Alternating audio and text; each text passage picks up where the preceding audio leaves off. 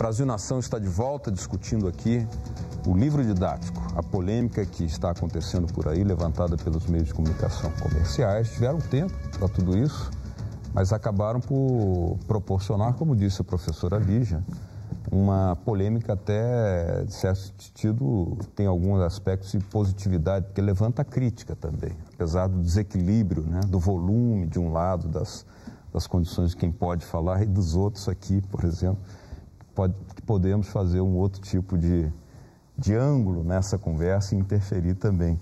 Mas uma das polêmicas que está presente e que dá uma formulação um pouco, aparentemente mais sofisticada, professora, é aquela que diz, não, o problema não é bem ideológico, o problema é incompetência, aí joga, retira a carga, aparentemente, né? Mas, na verdade, não se trata de uma questão de técnica independente e nem a técnica é independente da ideologia. É uma afirmação altamente ideológica, né? Eu até fiquei surpresa quando eu vi essa manchete, porque conheço a professora Aracy e a reputo uma importante professora, minha colega do departamento, inclusive, fiquei surpresa por essa afirmação. Até mesmo porque a responsabilidade pela formação dos professores que atuam no ensino médio e na educação básica é da universidade, né? Eu pertenço a um departamento ao qual a professora Aracy Azineri também pertence, que é o setor de educação, curso de pedagogia, e nós formamos os professores, né? E imagino se há essa incompetência, provavelmente talvez nós tenhamos alguma responsabilidade nisso.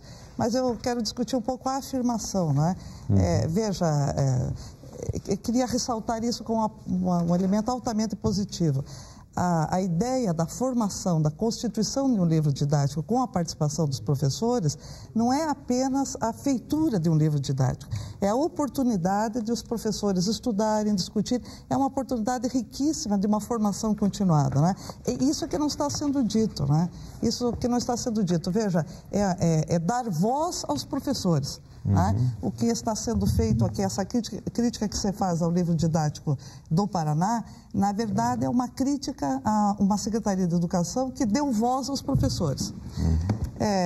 Evidentemente, se considerarmos todos os elementos que hoje dificultam a própria formação do professor, evidentemente nós poderemos encontrar eventualmente nos livros problemas como encontraremos em qualquer outro material didático. Mas eu imagino que o ganho pedagógico que se obteve junto a esse conjunto de professores nessa experiência de formulação do livro didático é extraordinário. Então, acho assim, de extrema competência a Secretaria de Educação que se abriu e abriu essa oportunidade para os professores, né? Dar voz a quem exerce a pedagogia, exerce o magistério no seu cotidiano. E fazendo o livro chegar gratuitamente, né? Sem falar esse aspecto insuperável. Tem uma questão que eu gostaria de lembrar, assim, uma das críticas feitas ao Mário Schmidt, ao seu livro, era de que ele tratava o Mao Tse Tung como um estadista. Ora, alguém que analisasse, por exemplo, o fenômeno do surgimento do Partido dos Trabalhadores, lá na década de 70, início da década de 80, onde a história oficial e a mídia, naquele momento, fazia o discurso que ali, aquelas greves eram apenas coisas de baderneiros, arruaceiros e tal. O Partido dos Trabalhadores nasceu, hoje o presidente é Luiz Inácio Lula da Silva. A história que não tivesse capacidade de olhar criticamente isso, não vai ensinar coisa para ninguém nenhum. Há 50 anos atrás, a China era um dos países mais pobres do mundo, feita a revolução, liderada por Mao Tse Tung. Hoje a China lança satélites, lança naves ao espaço sideral e é uma das potências mundiais, ainda que faça algumas experiências de capitalismo localizados, mas o controle ainda é de uma economia fortemente estatizada. Qualquer livro de história que fechasse os olhos a isso não poderia fazer com que as pessoas compreendessem o fenômeno da presença que a China tem hoje na economia, inclusive, por exemplo, 40% das encomendas da grande economia capitalista hoje dependem, essas encomendas, daquelas compras feitas pela China. Como é que o Mário reagiu a essa? Como é que ele se sente, assim, já que você o representa aqui, no seu estado de ânimo, sua disposição intelectual, a sua força para encarar toda essa tormenta de uma verdadeira fogueira inquisitorial que está por aí tentando ser acesa? O questionamento se dá no nível de poder, né? Temos o poder econômico, o poder administrativo, vamos dizer, que a gente discute muito, mas não se discute muito um tipo de poder que é o da retórica, o poder da palavra. Quanto à China, né, mal não cumpriu a sua promessa de que os grandes impérios colonialistas não venderiam mais ópio, não fariam da China o seu quintal. Então, é o que ele conta ali. Da mesma maneira que o Camel, quando escreveu o artigo dele, tinha uma pretensão de levantar polêmica. O João Batista começou a contar aqui. Vamos só dar um toquezinho, porque isso dá uma ideia do que aconteceu, por exemplo, nessa questão da China, do Mao Tse-tung, ou da valorização de lideranças do socialismo real. O Camel, quando levantou, ele não fala nem no nome do Mário, no artigo original. Uhum. Mário não existe para ele. Ele, quando pega...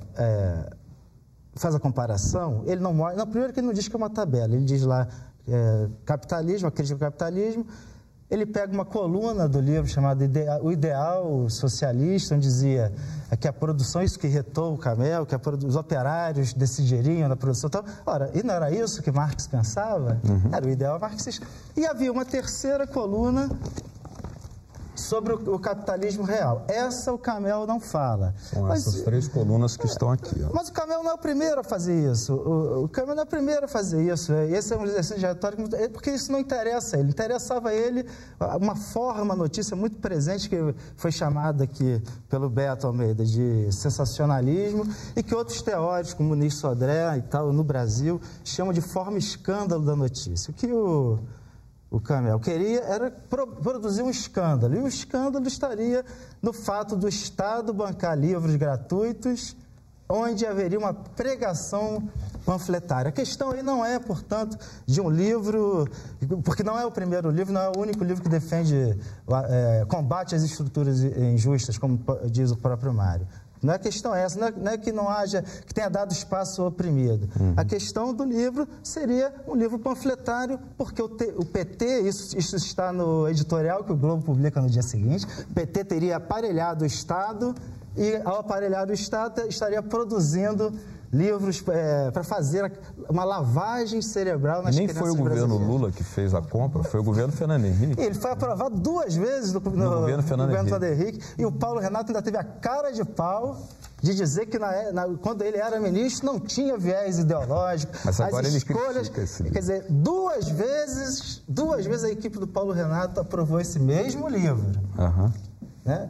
Então, é uma questão... O Mário, ele também...